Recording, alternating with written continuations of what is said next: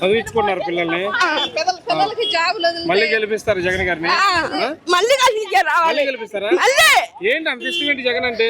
మా కష్టాలు తీర్చే మళ్ళీ గెలిపించుకుంటారా? మళ్ళీ కల్పించుకుంటాం. వేసేవాడికి తక్కువ, వాడికి మా పార్టీ మాకు గెలవాలి. ఎందుకమ్మా అంత బాధపడుతున్నావు? జగన్ అంటే అంత ఇష్టమా?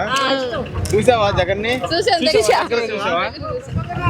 మంచిగా అనిపించిందా? నా కొడుకు వాసి గారి దగ్గర ఉన్నాడు, వాసన్న దగ్గర ఉన్నాడు, ఉద్యోగం చేస్తున్నాడు. వాసన్న గెలుస్తాడు మళ్ళీ గెలుస్తాడు. ఓకే అమ్మా, మీరు మేము అదే చెప్పేది, గెలుస్తారు. వాసన్న జగన్ అన్న అందరూ వాళ్ళే రావాలి. ఆయన మీద పోటీగా 5 పార్టీలు వస్తున్నాయి కదా, జగన్ గారి మీద పోటీగా 5 పార్టీలు వస్తున్నాయి. ఎన్ని పార్టీలు వచ్చినా గెలిచేది జగన్ అన్నే.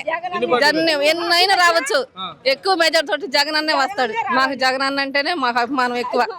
అది చదువుకొని ఉండాలి, అందరికి తాలూకు ఉద్యోగం చెప్పి మనం జగన్ ఎప్పటికైనా మర్చిపోరు.